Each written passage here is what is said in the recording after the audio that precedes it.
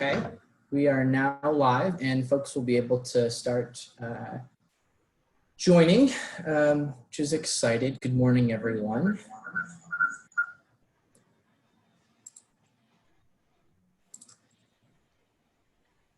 Great. Hopefully you can see my screen. Excellent. So again, good morning, everyone. I am Tyler Huff, and I work at the Chicago House Development Team. And thank you for joining us. Before we get started, just wanted to offer a few housekeeping items. Today's conversation is being recorded and will be live streamed through the Chicago House Facebook page. Later this afternoon, we will send a recording of this conversation. Please feel free to use the Q&A box with any questions or send them directly to Chicago House, and I'll help Shannon facilitate the Q&A process. We'll be taking questions throughout today's conversation, so please do use that chat box and the Q&A box. And then we'll also be live tweeting today's conversation at Chicago House 85. So you can share your questions there as well as engage if you hear anything that resonated with you. And with that, Shannon, I will turn it over to you. Awesome. So, good morning, everybody. Thank you all so much for tuning in. Thank you to the panelists for joining us today. I am Shannon Parker. I use she, her pronouns. Professionally, I am the Director of Strategic Partnerships for Howard Brown Health. And I am, again, so excited to be here with these amazing panelists. To begin with, I just want to start off by doing some introductions. So we have Tanya Cordova, founder and director of El Cambrio and policy advocate, Transformative Justice Law Project of Illinois. We have the awesome Raina Ortiz, Trans Life Care Program, Chicago House, and author, activist, and advocate. We have awesome Ash Stevens, policy coordinator, Transgender Law Center. And we have the amazingly ferocious LaSaya Wade, MBA, do not get it twisted, founder and executive director of Brave Space Alliance. So thank y'all so much for joining us today.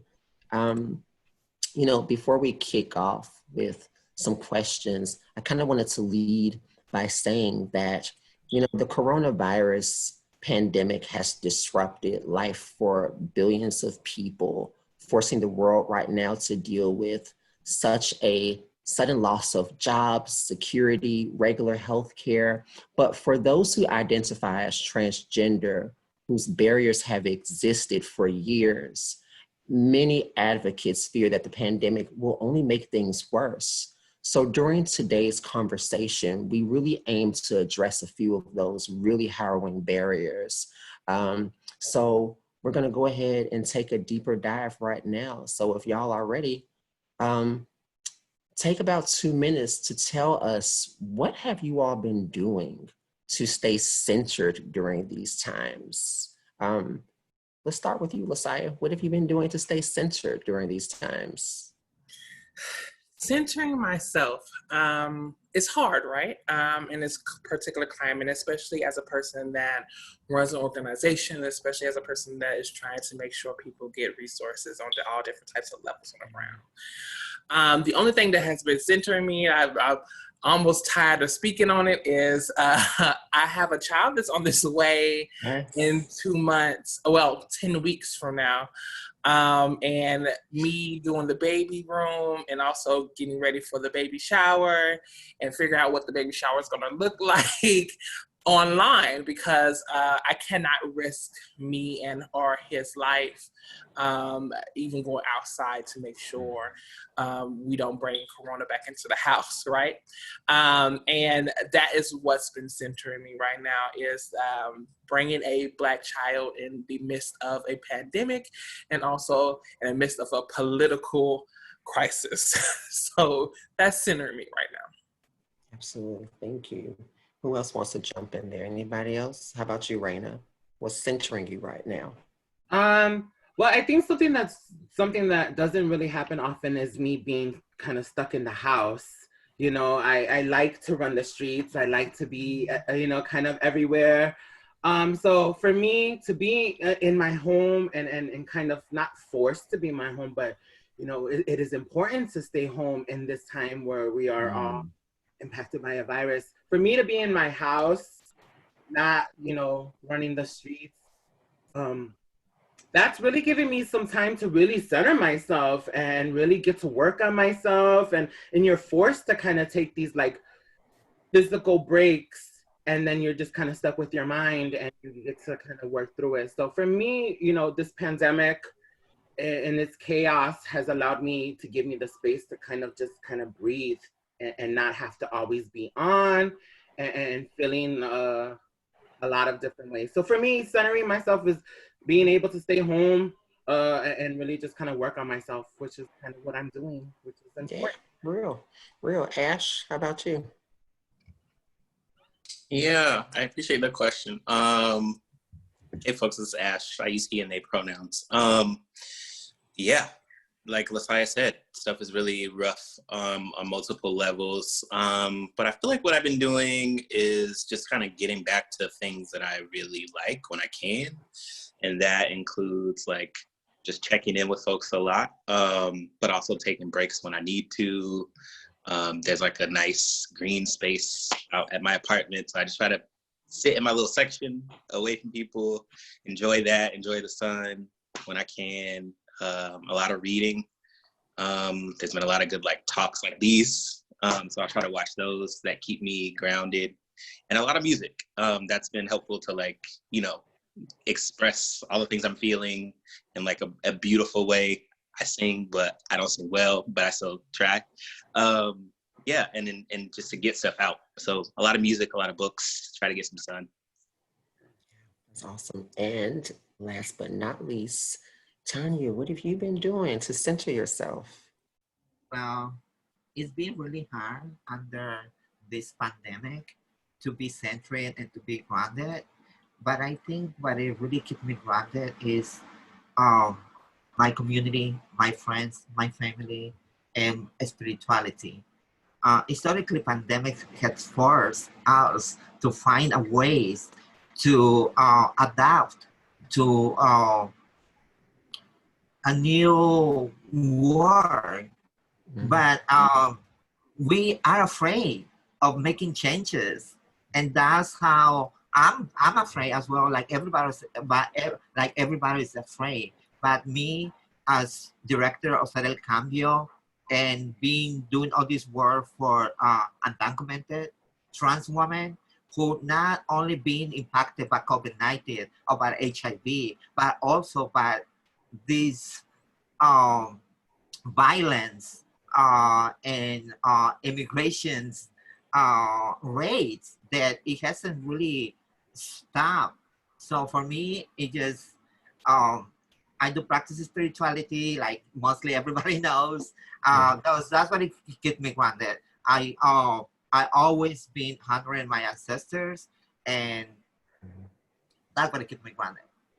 Yeah, no, that's awesome. Me, hot lemon water.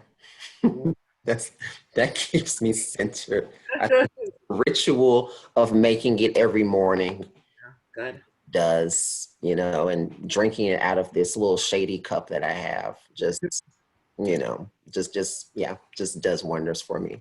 Anyway, some of y'all already touched on this, but just, you know, for the audience, for those who may have just tuned in, we're just doing introductions right now. And if folks can take, you know, a brief minute to just talk about what your organizations are doing right now to address the unique needs of the transgender community, particularly right now. So we'll go in reverse order. Tanya, you just kind of talked a little bit about what you all are doing to, you know, support the community right now, but tell us a little bit more. Well, Federal Cambio with Transformative Justice Project, we've been having video conferences, Zoom conferences to address the issue of COVID-19 and to provide personal protection and for prevention for COVID-19 and funding I mean, our community, what our community needs is funding, especially in our trans, in our culture. We have a lot of pride, and I've been talking about that pride is not gonna fill your stomach, and we sometimes we don't really want to go to the food bank depository to to grab some groceries because our pride, we don't want to be, we don't want to be seen that we go and get some groceries from our food bank. So with others organizations that we are allies, we were able to provide financial funding for some trans women of color. That's fantastic. That's good. That is so necessary. Thank you so much. Ash, how about you? What is your organization doing right now in these really unprecedented times? Yeah. So like you said, I'm at TLC, I'm at Transgender Law Center. And so we're like a national organization. You know, the biggest like national trans-led org in the country. And so a lot of what we've been doing, I feel like, again, is like similar to this and what other orgs are trying to do, just trying to like create and also like share resource and information with community virtually, which for us, we're also thinking about how we make sure that lasts and stays even after this moment, because, you know, this is like, for some people, like a way more accessible way to like get information than, you know, in-person gatherings, right? So we're also thinking about that. A lot of those virtual gatherings like have centered around our disability, like justice project, around, you know, like hope for trans migrants, trans people living with HIV. We talked about healthcare on one of them. And, you know, obviously too, like I think folks we're super being really hopeful, and I like the energy of the conversations here. And also because there's a lot of folks that we're losing. And so we've had to have like a vigil on there too, just to hold space for people for those types of feelings too. So it's a lot of virtual like community building. And then, yeah, as Tanya said, like trying to figure out how to redirect resources to our folks. If other orgs, places, whatever, foundations have resources, trying to make sure that we talk about how those should be going to our people, to our communities. Yeah, just a lot of like resource sharing and information sharing, because, you know, a lot of our folks are going to be the last people to like get that, because, you know, these big giants and institutions aren't thinking about us. So it's a lot of that. Yeah, and a lot of just like, you know, supporting each other, you know, internally too. Absolutely. Thank you so much for sharing, Ash. Raina, how about you? Well, the Trans Life Care program is such a physical program. It's physical, you know, we have 2 drop-ins, one on the north side, one on the west side, and a lot of an abundance of resources. But since the pandemic hit, obviously those in-person connections were gone. We weren't allowed, drop-in shut down. So then we had to find ways to be able to redirect those resources back into our community in a way that is realistic. So, you know, having to be able to do things from home, housing applications, and then also finding the Brave Space Alliances, finding the Tanya Cardovas and the Cela Cambios that are actually really, you know, making the most out of the resources and really impacting our community. So my job was to really do what I can do as a housing assessor, as a coordinator of a program, but also to be able to understand what resources were simplistic, what resources were actually really working in a way that our people can actually navigate through them. So first, taking a step back, looking around and assessing what resources can really impact our community, and then hand it over with confidence to trans women that are experiencing, you know, just hysteria, you know? So that's kind of what I did, is utilizing what we had, being versatile in working the work, but also utilizing the great trans orgs that are helping and impacting our community. Absolutely. Thank you. And Lasaya, what's going on with Brave Space? Nonstop work. Okay. It's a nonstop at BSA. One is, before any of this has happened, we was always on the ground We was always the people that like, how can we come to you? Or what does it look like to find different ways to get you resources? And I think it's because the simple fact is, before I started any of this, I was an organizer and I was a strategist before any and all of this, right? And I really wanted to know what different methods, how can we take BSA to the next level, and what that looks like for actually meeting people for where they're at. And I think the pandemic was a double-edged sword for us. It was a good and bad thing. It polarized the work that we did before and during, and also allowed people in Chicago and the state of Illinois to understand, like, I'm a badass Black trans woman doing this shit, and I've been doing this shit for years, right? Also give me my due diligence. And what does that look like of giving me my due diligence at the same time, and also the respect while we're doing this work. And the levels of different type of respect that we have received is like, oh, now the city is seeing BSA. Oh, now the state is seeing BSA. Oh, shit, Obama shared our work. Oh, crap, now we have, Lily Wachowski on our founding board, and she's actually sharing the work of BSA as well. So the different levels of like doing this particular type of work, but the understanding for us is, what did it look like to get the main resources? And the main resources was to make sure our people was fed. Mm-hmm. And make sure they get money in their pocket. So we was able to still raising money to continue to feed people. We was able to raise over $100,000 during this pandemic, $40,000 to the Trans Relief Fund, and we're still raising money to continue. So if anyone wants to donate, I'm just letting that be known out there. So we're continuing to raise money for the Trans Relief Fund, and we're also continue to deliver food. We've delivered over 5,000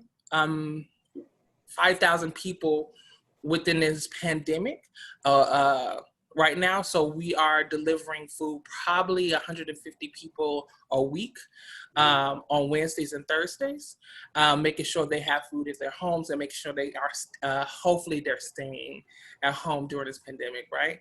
And that's all we can hope for. So that's the main two things that we've been doing right now, is to make sure that people still have money in their pocket and paying their bills, and as well as food in their bellies, at least something that we can get them, something. Oh, absolutely vital. All of y'all are doing such incredible work, and thank you for being so nimble in response to the pandemic that just hit us all out of nowhere, so to speak. I'll just speak for myself. Being a part of Howard Brown Health, we have been really responsive in terms of the coronavirus, COVID-19. We've deployed our mobile unit throughout the city, namely in areas that are historically marginalized and left without access to testing, such as the South and West sides, namely Inglewood, Austin Community, North Lawndale. Also, too, we have community care stations that are set up. We test anybody. You do not have to be asymptomatic. You don't have to be symptomatic. You don't need doctor's orders. Again, if you wanted to be tested, come be tested, because again, that knowledge is going to be so important in helping individuals stay their healthiest selves. So with that being said, let me get comfortable, because we have got a lineup of questions, and I am so excited to hear y'all's perspectives. So Ash, let's start with you. One of the questions that I have for you is, we know already, right, that there is a significant level of economic stability and high rates of discrimination for the trans community before all of this even started. That's no secret to any of us. But what are some of the key points that transgender people should be reminded of during this time, as it relates more so to their rights during COVID-19, when seeking access to care and beyond? Yeah, that's a good question.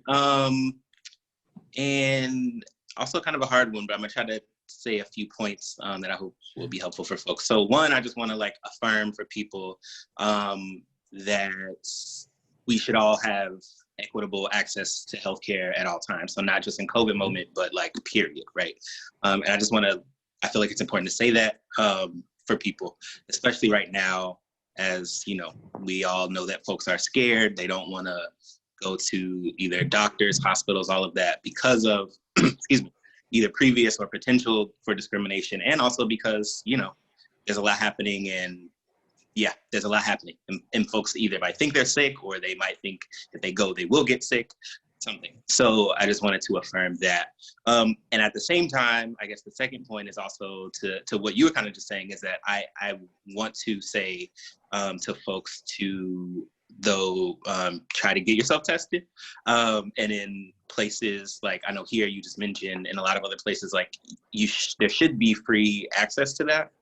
And so I would just encourage people to, you know, look up those resources and figure out where they can go. Yeah, to be tested. And again, I know there's a lot of fear in that, but you know, I don't want folks to be sick, and I don't want to keep losing people. And so there's a lot in that. And then I guess the third point that I wanted to mention, also because, you know, either previous to this moment or current, is that people would often use, you know, in our community and stuff, right, we would often use like buddy systems, right? Someone would go to the doctor with you in case something happened, and you know, you want someone there. And I think this moment is like, you know, really different, obviously, because, you know, that could mean that someone else could be sick if they're not already. But I want to say, whatever safety measures people feel that they can take, I would encourage them to try to take those. And again, wherever you're trying to go, just see what kind of, if you can, see what kind of like maybe like rules they have, how you can like maneuver those to feel safest. Because again, like I work at Chicago, I feel like we have like several resources that, you know, all of our people still need to make sure they can access, but as a national organization, those infrastructures don't really exist in the same way. And so we need more of those. And then I guess to a last point, I also just wanted to share, and I think this is in everybody's work on here, is that like we are our best resource, right? And that, to the point of bringing people, but also to like sharing where people can go, and like, what does the testing even look like, or what do symptoms look like, or, you know, and this is beyond like healthcare stuff, but also beyond that, like mental health care. And if you want to try to see about like telehealth with like a therapist or a mental health provider, or if you just want some like practices for like healing justice, you know, because a lot is happening and people want to figure out how to take care of themselves. Like we are our best resources too.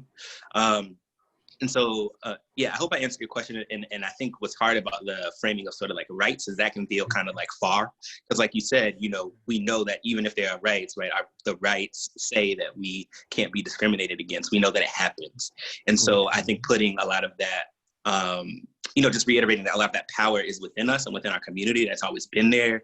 We see it in the work of Brave Space. We see it in the work of all of us, that we can be a resource to each other as well. At the same time that I want folks to, you know, be well and to get a test if they need that, if they feel like they need that, and get the resources they need. Yeah, no, thank you so much for that, Ash. I know right now, you know, with the medical system being so overwhelmed, systems, namely again, medical, are finding themselves in such precarious positions, right? Having to figure out who is going to receive life-saving measures and who isn't. Ash, is there anything that you can offer in the event a trans person feels as if they were denied care based off of discriminatory, you know, from discriminatory factors? I mean, should they reach out to hospital admin? I mean, should they reach out to you? What should they do?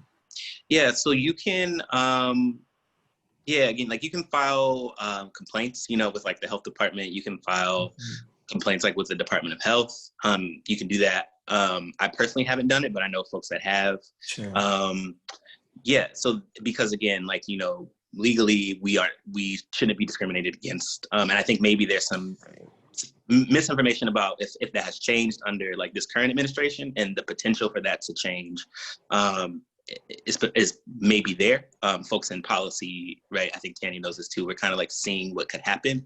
But right, folks should not be discriminated against because of like gender identity or expression or anything like that. So folks can file complaints. But yeah, just also too, right, like on the kind of like day to day and what's happening day to day, just to reiterate, right, like that a lot of that power, it still holds like within us to like figure out other ways to also support each other too, because those complaints and that time can take a while. But that is a resource that people can utilize if they can.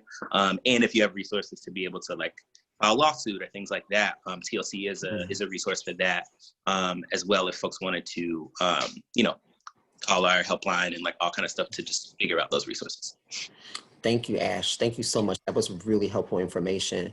Raina, I know that, you know, you have provided so much support to so many around housing, you know, and when we think about right now, shelter in place, it's so difficult, right? And I know it can be so difficult for many, but for vulnerable populations, shelter in place creates such an added layer of stress. Raina, if you could you talk about some of the challenges that are directly faced by transgender people having to navigate shelter in place orders? Uh-oh, Raina's froze. Y'all, we're all working from home. We're all on the internet all at the same time. So these things happen. Raina's gonna loop back around to us, but what we're gonna do is we're gonna pivot over to Tanya. Tanya, you there? Yes. Cool, all right. We're gonna get back to that amazing question and let her answer. So, you know, for those of us who are on the panel and who are also out there listening, we're all aware that access to care comes with so many barriers, but particularly for undocumented citizens. When we add transgender to being undocumented, that just increases tenfold, you know? So Tanya, if you could talk to us about what some of those barriers might look like for an undocumented trans person during COVID-19 especially. Sure. Well, thank you, Shannon. Well, first and foremost, I have to acknowledge our ancestors, our trans ancestors, our trans and indigenous ancestors, that they sacrificed so much in order for us to be here. And we take a new leadership as a trans woman of color, as a trans folks of color. But they had organized over the years. That's right. They had houses. They have, I mean, and especially in our community, a lot of people may or may not know how our trans undocumented community has been organized for over the years in order to survive. But we should not be in a survival mode, because this is the time to thrive and drive to a new mentorship as well. You know, we understand that it was really hard, like years ago, and surviving. It was like you know, creating all these houses for prostitution, escorting, and other you know other mentoring in order to survive. But I mean, we're not at the stage. We are now thriving and surviving, and we have to acknowledge our ancestors, and we have to uplift everyone in the panel and every trans folks that is doing the work. We might not be 501c3. We might don't work for a community, for an organization like Have Around, all these big organizations, but we're doing the work. And by the end of the day, sometimes we not even have funded. We're doing the work for free. We're doing the work underpaid with no insurance. Even people who are doing the work, we don't have access to care. You know, and when it comes to undocumented, there's so many layers of being of having access to care. First, a lot of the undocumented people are so scared to go and request medical services. Why? Because they don't want to be in the database that they might be, when they're in the they're afraid to be in the database because they're so afraid to be, arrested by immigration. And family separation has been impacted our communities over the years. Our indigenous people, they went through family separation, and they will send their kids to reservations. Them, because Africans, I mean, it's so much to talk about when it comes not only for undocumented, but under COVID-19. COVID-19 is racism, and it is a civil biological war that we are living right now. So our trans folks, yes, they've been getting tested, but what happens if they get tested positive? Then mostly of the girls, they've been living that by themselves. So I was talking to this girl who was diagnosed by COVID-19, and she has to go home and deal with all the symptoms but herself. So then it comes to immigration. Then, as right now, a lot of people may or may not know about DACA. We have more than 225,000 people who are on the limb that DACA might end it next month, in June or July. So, and if we don't have a work permit, what's gonna happen to us? So we're not just living with access to care. We're not just living with fear of COVID-19. We also live in the fear of being deported, of being thrown in jail, and being in detention. Right now, we have thousands of people, 26,000 people in detention. A lot of those people, they haven't committed a crime. They came seeking shelter to United States. And when they got to the border, they got arrested. And now inside this compound, I mean, COVID-19 has impacted the whole world, but living in jail and prison and detention, it's just like the risk of being getting impacted by COVID-19 is really, really high. That's right. So for me, it's just, we've been doing a lot of work with some of our allies and some of the organizers. They've been doing fundraising. I was very lucky. Saddle County was I have to be very grateful, because without asking for money, somebody gave us some money in order to provide 500 to some individuals for trans women of color. So that cash found, it was a lot of help for our community. And we are working with TGOP to provide another funding for our community. So a lot of the times, to be honest, I don't have time to be on the media and posting, this is what I'm doing, this is what I'm serving, because I'm so down to earth, and I'm so deep into providing those services to our community that I don't really have time to do all this work.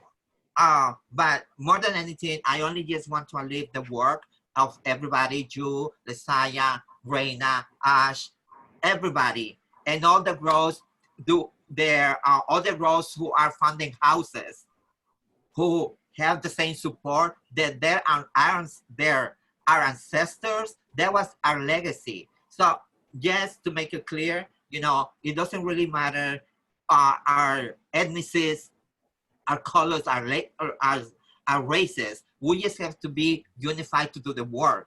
And if we need the tools in order for us to be like Lesaya, like another organization to become 501c3, just help us, give us the tools, or provide some links in order for us to apply for a grant.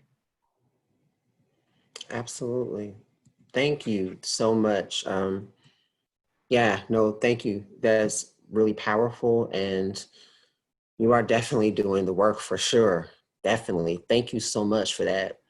Raina, you are back. Hello. You're on mute, Raina.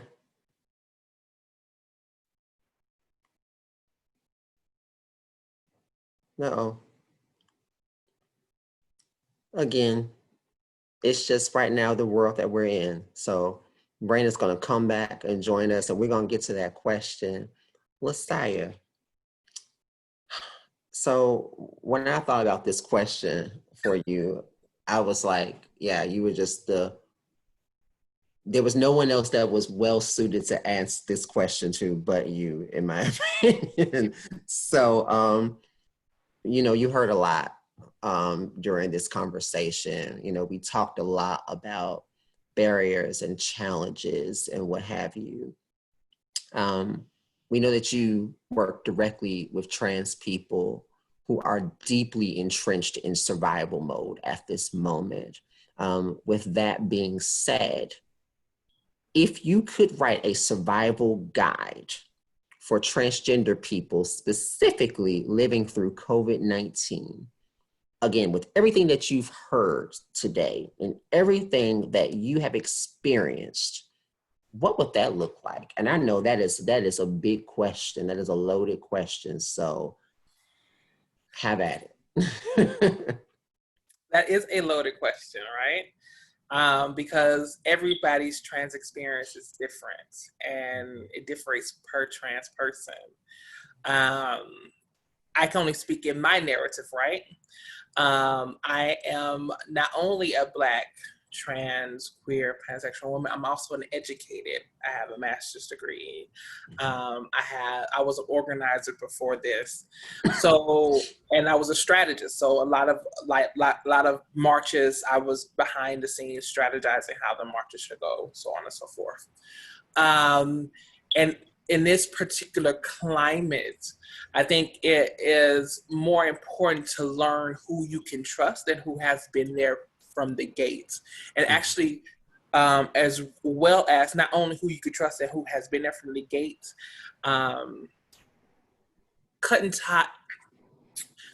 ties with people during this particular climate that you are noticing are were just there because you had a name or was just there because of the way that you looked. And a lot of us don't.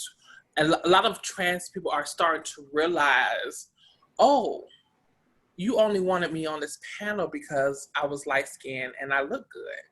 Oh, you only wanted me on this panel because I have a name or I'm passable. Oh, you only wanted me on this panel because it allowed you to get $20,000 to $30,000 and you only gave me $200 to be on this panel. And it's starting to sit with people. I appreciate this moment because it's starting to sit with people and people are starting to realize what this looks like and starting to realize like, oh, I have to be more than HIV. I have to be more than a trans person in this moment. I have to be more than my narrative.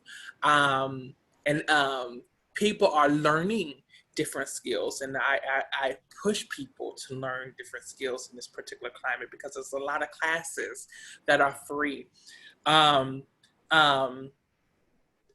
Free. So if you want to talk about sex work, let's say sex workers. So we have a group, a mutual aid group, Safe for Sex workers, right? I hope, and we push sex workers and at BSA to level up what they deem as just not $20. What does it look like unionizing sex work? Everyone is $40, $50 for everybody, and there's nothing less. What does it look like to have stable clients that you know what they're doing or however that looks like? What does it look like to actually build your 401k? Because I know a lot of girls that are high class sex workers or entertainers or however you want to name yourself, that has paid off their 401k. And I have thought about like, oh, did I think about doing this? Like, how did you pay off your 401k? So we want to take that language and that learning aspect to push them to the next level.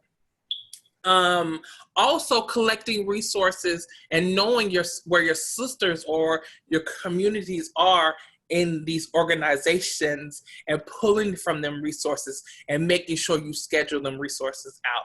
I tell people this food is for everybody. not just for trans people, also LGBT folks as well. We run the only LGBT pantry as large as this right now, right? Schedule it out. If you have to make sure, if you get that food that Thursday, apply for it again that Friday so you can get it next Thursday, right? What does that look like? If Chicago House is giving a particular test in a particular way, schedule that out in a particular way. Schedule out your housing application. Schedule out how can you get these particular resources if you need bus passes. Call and ask. These resources are there for you, and we are here to work for you. So I want to push that understanding, like, we don't just do this just to be doing this. These resources are for you to grab, but also understand how to grab these resources. So yeah, it's hard, right? It's hard because we want, and I'm going into Malcolm X mode. It's hard that we want everyone to cross this bridge, but we know everyone is not going to cross this bridge. And we know everyone is not going to drink the water that we say, yo, this can save your life if you drink this water. And they're just gonna look at us like we're crazy, right? And that's fine. But as long as you know this water is here, and when you finally get dehydrated enough, you will take the sip of this water, right? So it's a different points of like who is asking for the resources, and how do we get these resources to these people that are refusing these particular type of resources. So it's different for everyone. Absolutely. You sound like my mother. My mother used to always say, oh, there's food in the refrigerator. You just don't want to make it. Okay. So, yes. Raina, I'm so happy to see you back. You're still on mute. Okay, there I go. I'm so happy to see you back. Like I was telling everybody, we are all navigating a world right now where we are all using the internet at the same time. So thank you so much for joining us again. And audience, thank you so much for your questions. Please keep them coming. I definitely want to make sure that I get to Raina because she has been such an amazing contributor to the healing and help of our community.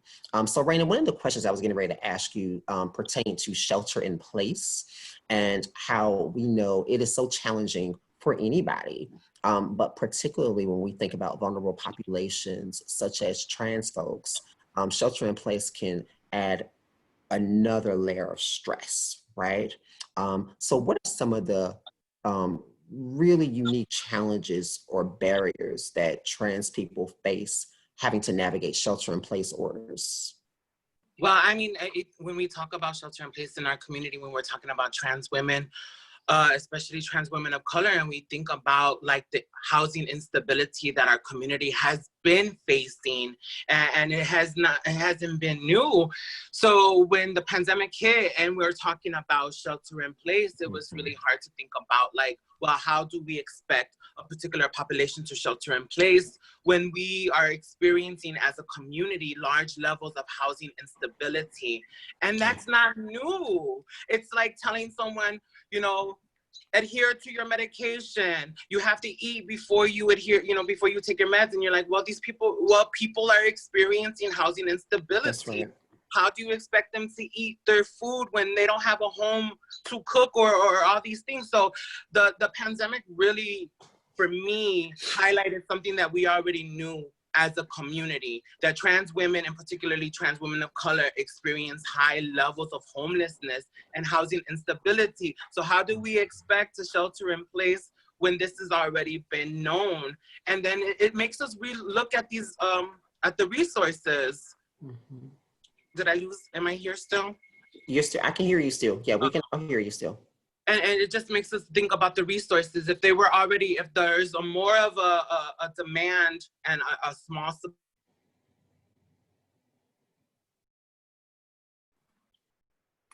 Raina was really touching on some really important topics.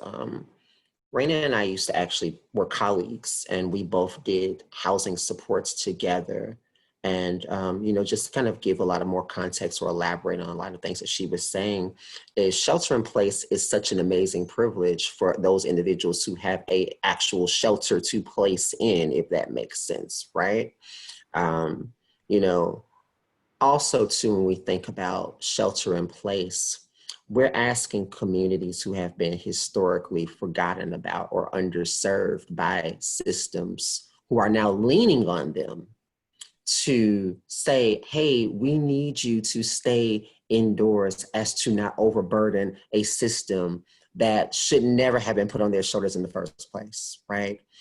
This is a fault of a larger system. And this here right now, this moment that we're in, shows that cracks in the foundation have nothing to do with its citizens, but it comes from a much higher level. So, you know, again, that is something that I really want to take away, want people to take away. And Raina, you are back. Did you want to finish your statement? Raina, you're on mute. You're on mute, Raina. Difficulties this morning, and It's okay. But I am happy that when I have to fall off, there's other girls to pick up. And I think that's what community building is about. Right. And this is a prime example. I'm falling off, I'm having issues, but I also am comfortable that Shannon Parker and Lasaya and Tanya and people like pick up. That's right. Down. So that's what I gotta say before my computer shuts me down. I am comfortable working with the girls that are doing the work, or the trans identified people that are doing the work in the city. I am comfortable with knowing that if I am incapable, I know that there are other trans people that are able to step up. And I think that's the prime example of community building. That's right. That's right. Absolutely. And we talk so often about, oh, I can't wait till things get back to normal. I think that that's been the problem, right? Is that the normal that we have been existing in has only benefited a very select few and not the what is normalcy? What is normalcy, right? Yeah, well, what is normal? It like definitely hasn't been something that benefited us, that's for sure. You know, so Raina, there's a question for you. Okay, I'm here for now. Someone asks in the audience, how are you feeling about the new housing availability spearheaded by Lori Lightfoot? If you know anything about that, is there anything that you want to add to that?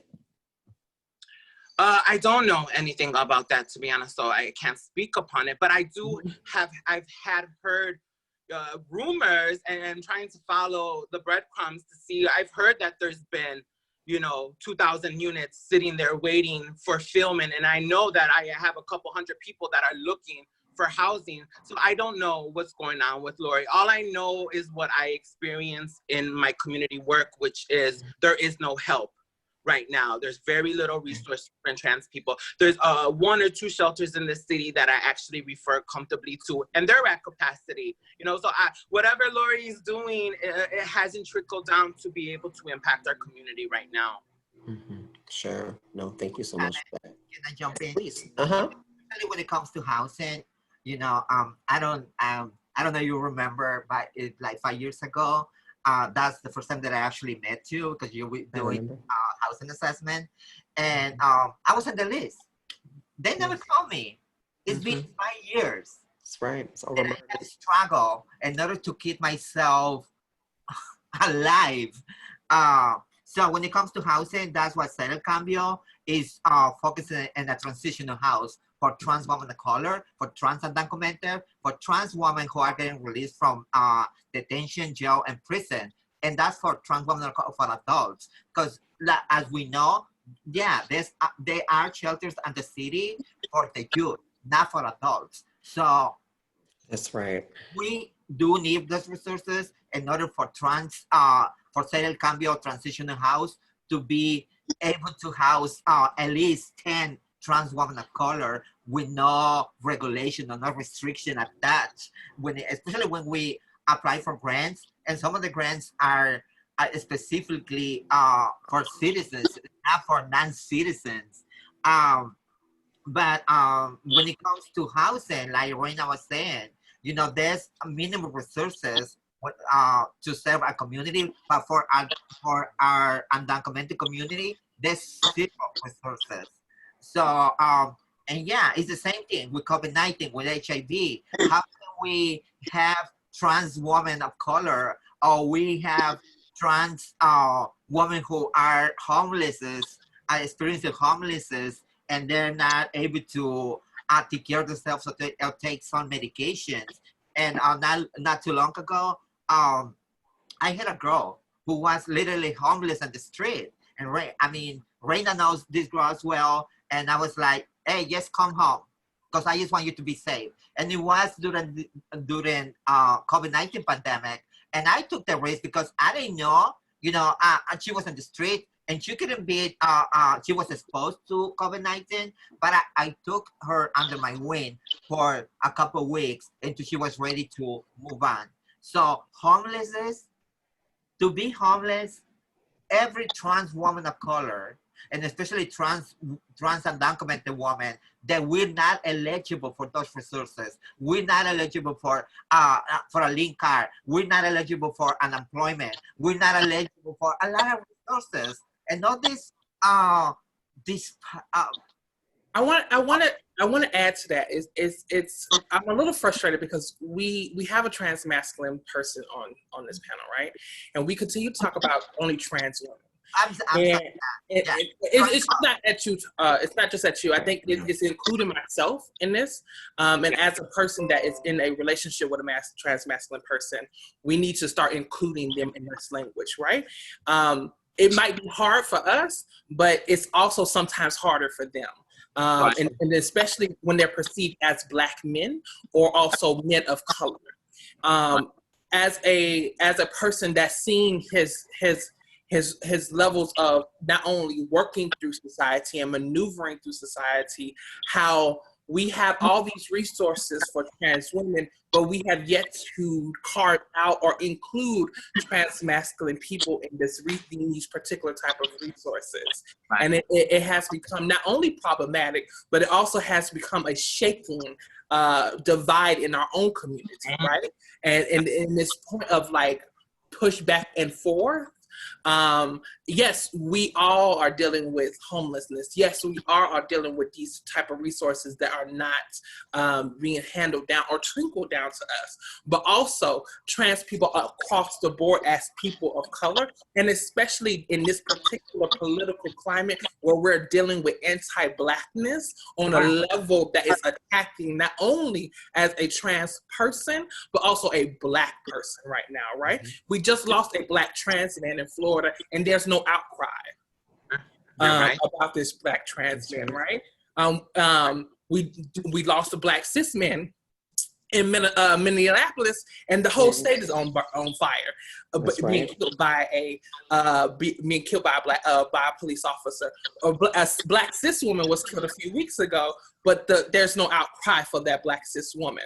And we have to level out what that looks like, right? And we have to level out not only including this conversation of transness itself, but also before anything is being seen, people are seeing my Blackness when I walk in a space.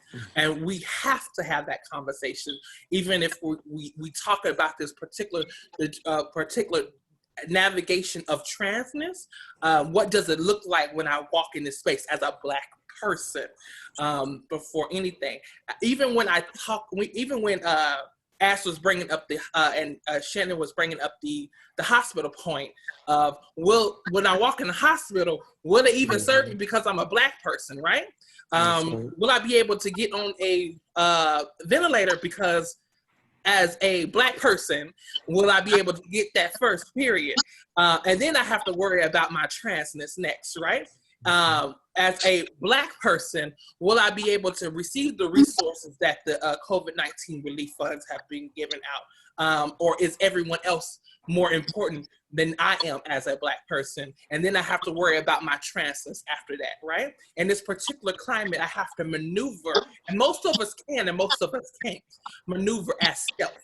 And most of us can maneuver in these particular spaces, and the privilege that we have as passable trans women and trans masculine people, before we can get anything that's across the board as trans people, that we're trying to level out the resources for other trans trans folks, right? So I wanted to include that in this conversation because we're missing a lot of pieces that we're not really talking about in this conversation, right? And COVID-19 is just not COVID-19. COVID-19 is anti-Blackness. COVID-19 is abolish police. COVID-19 is police violence. COVID-19 is so much more than just a virus. This is a germ warfare on people of color, right? They have decided that people of color are worthless in this particular climate right now. So what does it look like? And maneuvering not only our power as trans people, but also our power as people of color in this particular climate. And it was bothering me just a little bit because no one brought that up in this conversation as we're talking about these particular things. So I really wanted to bring that up. Sure. Absolutely. You're right. Yes, absolutely. Thank you, Lasaya, for bringing that up. When we talk about anti-Blackness and we talk about anti-immigrants, let's not forget about Joanna Medina and Roxana Hernandez, who were in detention a couple of years ago, and they were murdered and detention because they didn't have access to health care. So we're still dealing. There's a lawsuit with Roxana Hernandez family against the United States because they were murdered. And there's a lot of trans women of color who are in detention. A lot of trans folks. Let's make it clear, Josiah. Yeah, there's a lot of trans folks. There's a lot of trans men. There's a lot of trans folks and queer people in detention, in jail, who are being victimized. And especially they being impacted by COVID-19 as well. And there's a lot of going on, and especially with immigration, because there's a lot of cases. Even I know there's a case that these queer people, one of the members of the LGBTQ community, her petition for asylum was granted, and guess what? Yeah, he thought that it was gonna get released, but the government appealed, and he hasn't been able to get released, even if his petition for asylum. This is the third time the petition for asylum has been granted. So under this political climate and being undocumented or being trans, a queer LGBTQ member, and being Black, being Indigenous, being brown, and being this virus, COVID-19, and more racism is the worst virus that we are having right now. That's right. Political climate, and we have to address that. Yes, absolutely. Thank you, Tanya. Yeah, you know, again, as I kind of said earlier, is that this pandemic reveals a lot of cracks in the system. You know, to talk about the pandemic in terms of viral transmission is only to really scratch the surface, right? This pandemic reveals much more deadly and ongoing conditions, you know, particularly around housing instability, inequities, injustices, murders, who we deem expendable, you know. So again, all of those things were so well encapsulated by all of you. So thank y'all so much. Because this conversation is going so well, and I see a delivery probably at my buzzer, but I'm gonna ignore it. We wanna extend for a couple of minutes, maybe 10 more minutes or so. Ash, is there anything you'd like to add to that conversation that we've been having right now? Yeah, and I just first want to say, Lasaya, I always appreciate your way to just name things. Obviously, it's so beautifully. So I appreciate that. And I guess there's 2 points, and I think it was mentioned a few times. I think maybe you were saying about the cracks in the system or some sort of language like that. And again, I want to kind of go back to what I think Lasaya was really getting at, and also like Tanya and Ray, and I think we're all getting at that. Not necessarily cracks in the system, but that the entire foundation is the issue. That's right. The entire structure is the issue. And so when we look at, I think people are pointing this out, right? Like if we take inequity and we take police violence, we take violence that is incarceration, and we think about those things as cracks. I think what we what we kind of then do is think that we can sort of like, you know, fill the cracks in and we can make it better. If we think about the fact that the foundation is the thing that's like ultimately like just completely trash, and we need to get rid of that, we can think of how to like reimagine new things. And so I just wanted to add that. And then just also to uplift the fact that folks have mentioned several times, right, like our incarcerated and like formerly incarcerated like siblings. And, you know, the impacts of COVID for those folks right now are also, right, like huge, who again, right, are mostly Black, mostly people of color who are in, and yeah, just wanting to always, you know, just reiterate and bring those folks into this conversation too, right, especially even about like shelter in place and what that means. Being, you know, in a cage, in a jail, in a prison, in a detention center, whatever, that's not possible.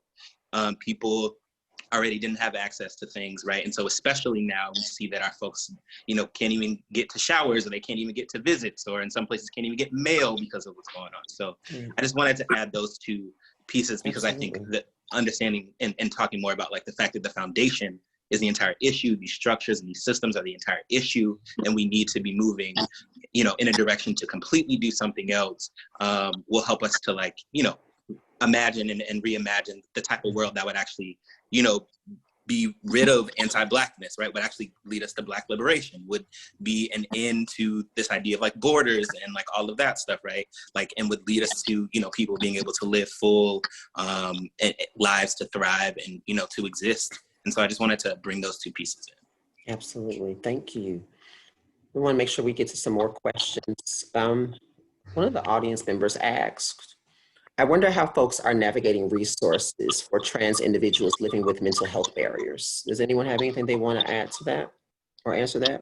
I know we're starting, I know Howard Brown already has like a therapist and have resources to have conversations around mental health. I know BSA, we're starting at a telehealth program that we will be launching in a few weeks. I think in this particular climate, I'm fucked up. I'm just gonna be honest. I'm fucked up mentally. I'm tired. I wake up either being attacked as a Black person or being attacked as a trans person. So what the fuck am I supposed to do, right? And then I have to be wary that COVID-19 might take out my child if I'm not careful, right? So every waking moment, even when I have to go to the grocery store because the people that we tried to get to deliver our groceries got the wrong thing that he can't eat or I can't eat, right? So I'm in there like 007 trying to figure out how to get around this bread to make sure this person don't have a mask on, right? So it's a continuous mental and high anxiety notion right now. When we leave out of COVID-19 after we quote unquote say shelter in place is over with, a lot of people are gonna be fucked up mentally. So we're going to have people to conversate with. We're going to have people to talk to about moving forward, because we're all going to have anxiety about even talking to my next door neighbor. I know my neighbor came to my house yesterday, and she was locked outside of her house with her 2 kids, and she has 3-month-olds, and they're twins, and I could not leave her and her. Normally, we just automatically bring them in the house when your parents or your grandmother come in the house.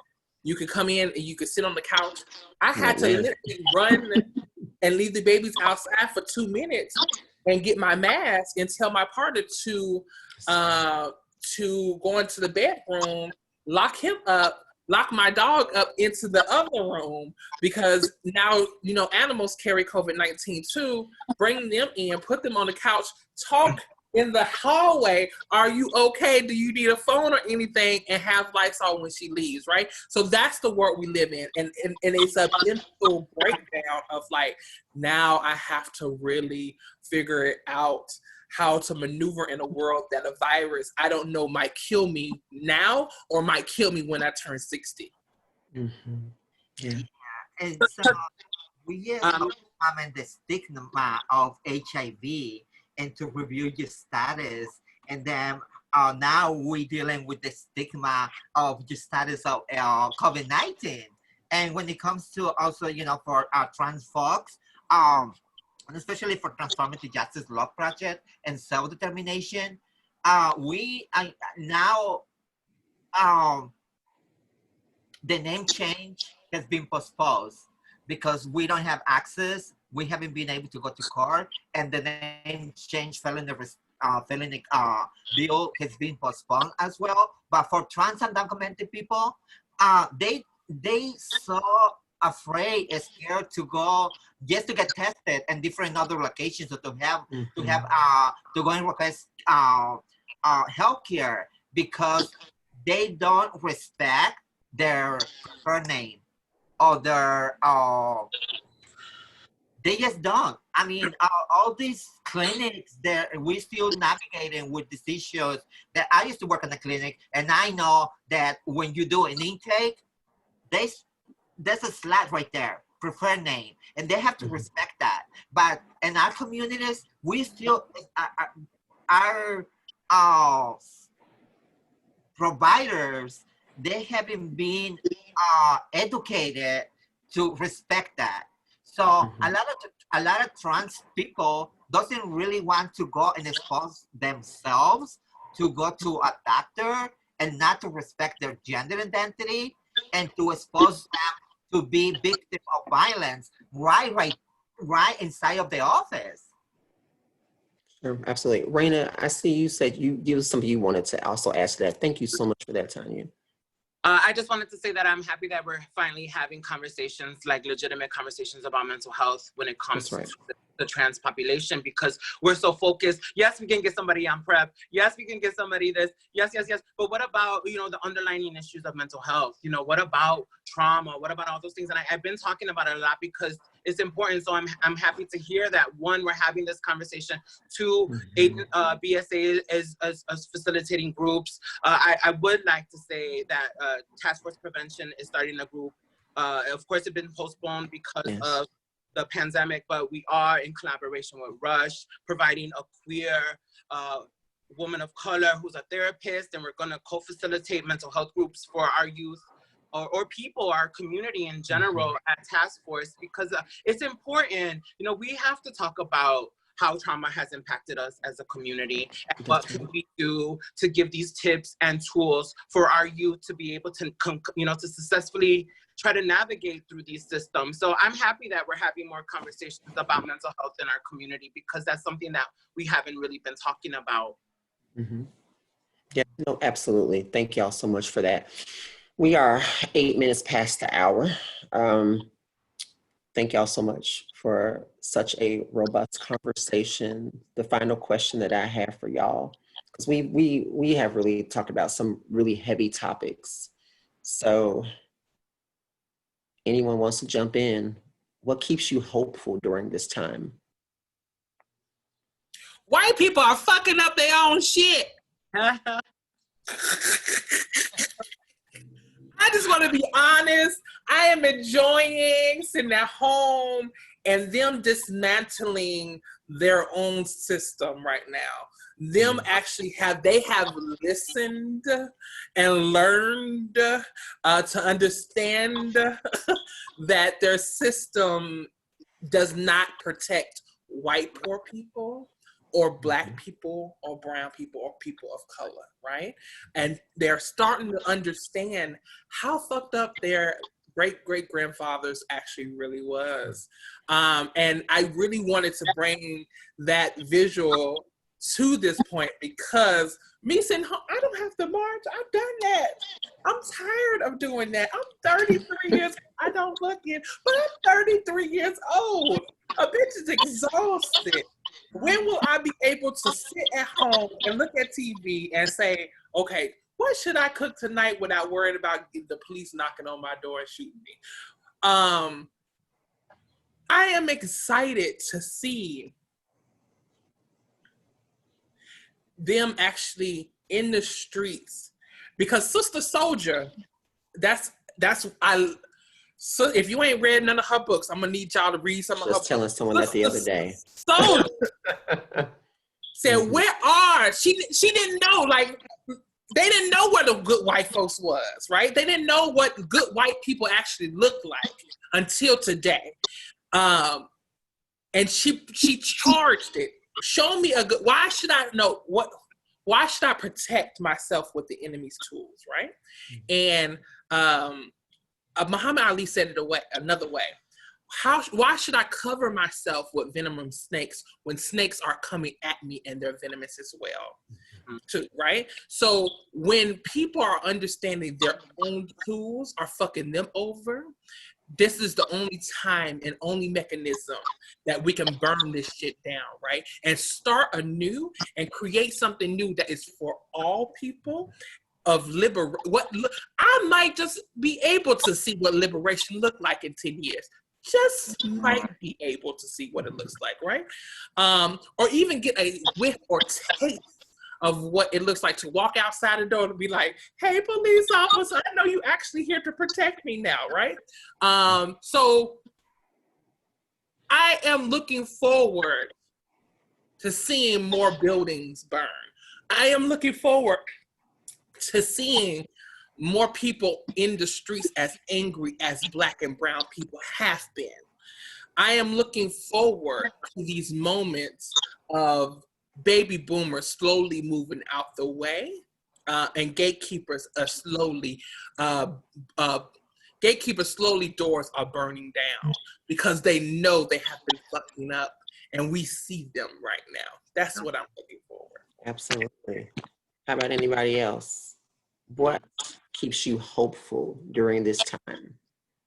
Well, what really keeps me hopeful during this time is that we're moving forward, that we are doing it, that we're doing the work, and the Cel Cambios Transitional House, eventually it will come up soon, maybe in a couple months.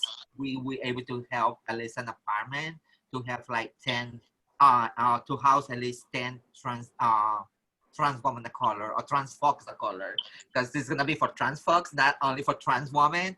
It's gonna be for trans folks, and that's what it really keeps me moving forward. Lesaya, you know, we still have to fight. You're 35, I'm 50. You know, well, I started my transition when I was 18, so I've been fighting for 32 years. Yeah. Thank you. I will not stop fighting. What keeps me hopeful is the progress I know that we've made in 20, even just 20 years. When you think about where was community in 2000 and think about the percentage of where the girls were and the high levels of discrimination and the high level that we're still experiencing now 20 years later. But right now is a great moment to think about, we're all trans identified people doing phenomenal work in our city, and we have heart and we have passion and we are fed up with the system, and we're gonna continuously build and grow.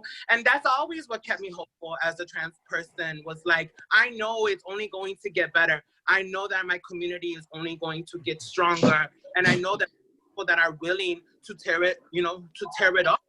So, I mean, that's what keeps me hopeful. It always has. And I'm willing to continue to push forward.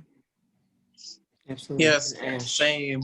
Yeah, same. I think to what other folks are saying, all the things that we are collectively like building are keeping me hopeful. So like all the mutual aid efforts in the city and, across the country, folks redistributing things like, stimulus checks or whatever it is, figuring out ways to help each other that don't rely and aren't so focused on like what the government is or isn't providing us, because they haven't been, like folks have been saying, they haven't been providing Black folks with anything, they haven't been providing trans folks with anything, they haven't been providing undocumented folks with anything. So creating all of those infrastructures ourselves.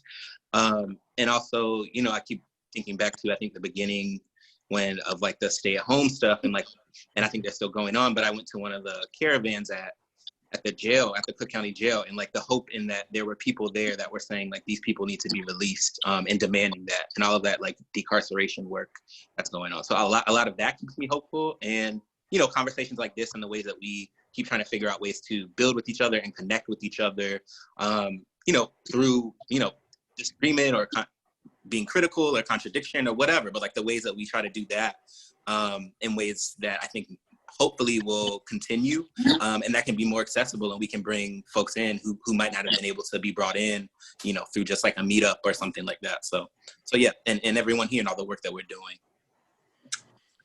I would say what keeps me hopeful is the passion and boldness of a brave new generation. You know, to see individuals who are saying, you know what, let them do the work because they know what needs to be done in this moment, you know, keeps me hopeful as well.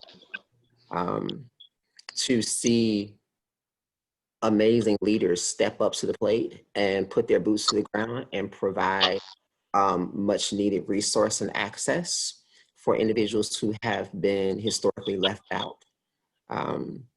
You know, to see community organizations respond to the call right now as this pandemic, you know, regretfully caught us off guard. I have so many feels about that, but not the space. Again, I thank y'all so much for your conversation today, for your passion, and for your continued work. Thank y'all so much for being here. And thank you, Chicago House, for giving us this platform to have this discussion. Bye-bye, everybody. All right, thanks y'all so much. Bye, Thank y'all. you.